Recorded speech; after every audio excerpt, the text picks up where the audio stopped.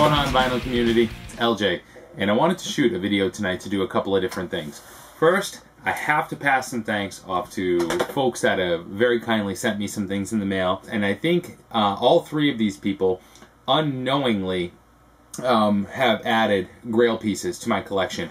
And the cool thing about this is it's a vinyl Grail, a cassette Grail, and an 8-track Grail. I have to start off by first saying thank you to Craig, who is Zappa21786. If you haven't caught on to him, you need to. I'll stick a link to his channel down in the bottom. But he went ahead and slipped a couple other things into the package. And, I mean, one was a monster surprise that I never expected in a piece I was missing. Both are huge Grail pieces. Here is an absolutely sealed copy that retailed for $11.99 of Kiss Psycho Circus. A monster of a cassette Grail piece. Absolutely unreal. Craig, thank you so much. This rocks. Definitely not something you'll stumble over every day. Another one that I was missing from my Kiss cassette collection, believe it or not, and Craig included this, was Creatures of the Night. By far and large, one of my top 3 Kiss albums. My first is always going to be Alive. Creatures of the Night. An absolute monster of an album. You know, when I opened it, I was like, oh, there's Psycho Circus. We talked about it, but just holding it is like, wow. And then this slid out behind it, and I just totally lost my breath. So that was absolutely awesome. And Craig, thank you so much. Slide them right in with the Kiss collection, and look how cool they look stacked together. The other thing Craig stuck in the envelope, and this was cool, this is Big Brother and the Holding Company with Janis Joplin. This is 900 Nights. So, a DVD documentary of Janis and Big Brother and the Holding Company. Can't wait to watch this. Definitely looking forward to it. And love me some music documentaries. Absolutely awesome. Craig, thank you very much. Very, very cool. Next up, let me go ahead and run through the 8-tracks. Here were some 8-tracks that were sent to me by Tim, who is the heavy metal penguin here in the VC. Tim had shot a video of some 8-tracks that he had found. Definitely check out his channel, subscribe to him. There's a link down there if you need it. And here's what he sent me. Far exceeded my expectations. I gotta say, Tim, I think when we talked, I was only expecting 2 or 3 of these. And there's a couple you mentioned you might hang on to. So I really wasn't expecting them. So again, it was just a big gasp moment. First is AC/DC's Highway to Hell. Still a very nice label, just a little bubbling there. Very nice end label. It's in great shape. A beautiful 8-track. Absolutely love it. And Tim showed this in his video. Check this record bar sticker out. There was a store here locally in Massachusetts called The Wall. And The Wall put this sticker on as well. And what this sticker is it guarantees the tape or record or media that you are buying. And what this is saying is that all pre-recorded tapes are guaranteed for 1 year from the date of purchase. If defective, the tape will be replaced with the same tape at a prorated amount of 50 cents per month for each month in your use, excluding the first month. And what it shows is that this was purchased on the 11th month, November 24th of 1980 for $6.99. And the clerk behind the counter went as far as to actually fill that out. 32 years later, the warranty on this tape would have worn out at 50 cents per month prorated, bought in November 1980. That would have been about 13 months, so right around January 1982. If this had broken, you'd have been shit out of luck. It's been about 384 months since then, and damn, the thing still works and sounds great. Here's the other ones he went over. I went ahead and sent along. Here's a nice clean copy of AC/DC's Dirty Deeds Done Dirt Cheap. Here's one for the Kiss collection. This is Gene Simmons' solo album. For those that watched my 8-track video, you know I have the Ace Frehley solo album on 8-track. And here's a gorgeous copy of Gene Simmons. Here's Kiss's first album. Very cool. Love how it's got kind of the full-scale label, so there's no detractors here. This is definitely something of a Grail 8-track for me. 3-chord power rock at its best. The next one is a serious Grail 8-track for me. Easily in the top few 8-tracks I own. Works beautifully. It's one that Tim said he was probably going to keep, so I was stunned to find this in the box. And that is Rush's debut on 8-track. Super, super clean labels. Tiny bit of bubbling here on the right. Pretty clean label on the back. Little bit of staining. Again, bear in mind, you're working with a 38-year-old 8-track here. Nice label on the end. I see worse copies of this show up on vinyl. I mean, mine's not even mint on vinyl. Mine totally needs to be replaced. So Tim, huge special thank you. Total 8-track Grail. Rush's debut. It means a lot. Thank you for sending that to me. It's in good hands. Here is Thin Lizzy's Jailbreak. A little tearing on the label, but otherwise in really good shape. And a fantastic album. Here's a neat one for the Beatles collection. This is Magical Mystery Tour. Definitely later period Beatles. One of my favorite periods for them. Here's a neat lime green cart that would have looked good in anybody's basement in the 70s as the marijuana and reefer smoke kind of wafted through the air and the incense burned. It's Jethro Tull's Too Old to Rock and Roll, Too Young to Die. Sorry about that. And the last one is a copy of Alice Cooper's $1 Billion Babies. A little tearing on the label and the pressure pad needs to be replaced on this one up in the center, so I haven't tried this one yet, but I'm sure it'll sound great.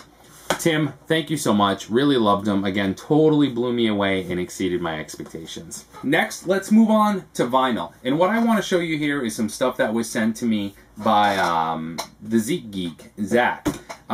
Zach's just awesome, man. I caught on to Zach a long time ago, and Zach's just so easy to watch. He's so laid back. I mean, his flow and the way he can move through albums and talking about them is unprecedented. I love it. Anyways, Zach did a vinyl update not too long ago, maybe a week and a half ago. He's kind of showing some stuff he found. And he held up one album that he said, I didn't buy this for me, but I bought this for any one of you little headbangers out there in the VC. And Zach, this is just awesome. Oh man, this is an album I've been looking for forever.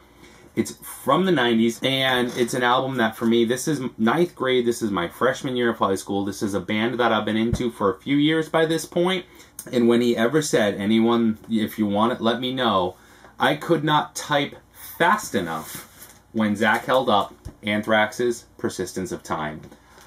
I mean, my mouth was just like, ugh. And I mean, furiously started writing Zach an email. I was like, you've got to be kidding me. This is one that I've kind of did the saved search on eBay for. It shows up in the UK every once in a while. I've seen Pudsey with this. I've seen Jonas with this. But stateside, this album is so bloody rare, it's ridiculous. And this is a BMG Music Club pressing. It's just absolutely awesome. And let me go ahead and set the needle down on this. 1 second. Alright, here we go. Let's continue with Anthrax's version of Joe Jackson's Got the Time. So I have to note that when I got this, and when Zach held it up, it was sealed, brand new. Absolutely stellar. Like I said, I couldn't believe it. When the package got here, there was a couple other things in there that I want to show you, but I mean, as kind as it was, it didn't matter. I was just like, ah! Oh man. Zach, thank you so much. Massive vinyl Grail for me. I couldn't be more grateful that while you were out digging, you know, Zach's more into the 70s rock thing and the jazz thing. Genres I love as well, but I mean, metal first and foremost, and while Zach was out digging, he grabbed an album that meant nothing to him with no intent other than to give it away to someone in the VC. And that's just pure heart and soul, and that's exactly what Zach's all about. And it's the heart and intent of the vinyl community at its roots. Zach, thank you so much. This is going to get a tremendous amount of listens. I considered for a second not opening it, not cracking the seal. Then I kicked myself in the ass and couldn't tear it off fast enough. Fuck that. Enjoy this, baby.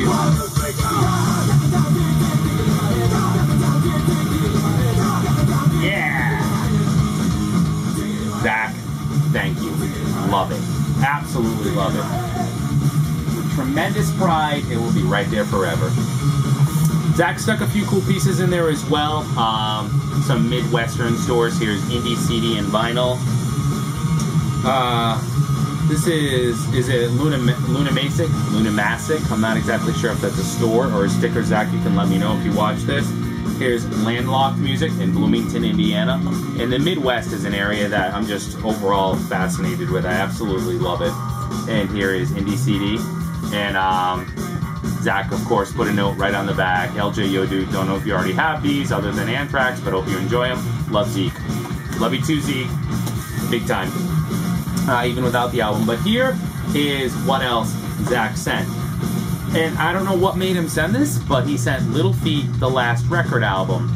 I don't even know if Zach knew I liked Little Feat or not, or what would make him send this, but it's still in the shrink, which is cool. It's on an early Warner label, and this is from 75. It's stone freaking mint. And here's where the VC synchronicity that just blows my mind comes into play. Let me show you something. Do I like Little Feat? Yes, I do. Very, very cool band. Lots of different periods. Let me show you my Little Feat collection right quick. Sailing shoes. We'll see if you notice something. Dixie Chicken. Oh yeah. Beats don't fail me now. Little Feat catches fire. Time loves a hero. The absolutely essential, Waiting for Columbus. Down on the Farm.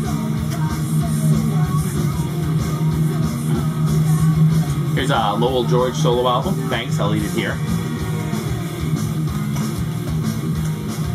And the last I have, I think this is from 1988. This is Little Feat's Let It Roll.